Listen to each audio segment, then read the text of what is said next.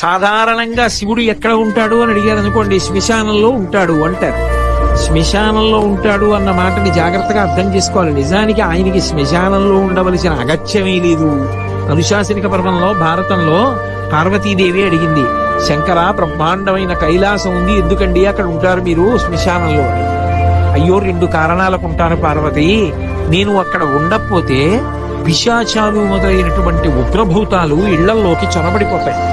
చొరబడిపోయి దైవారాధన చెయ్యనివ్వవు, మనుష్యుల్ని బాధపడతాయి.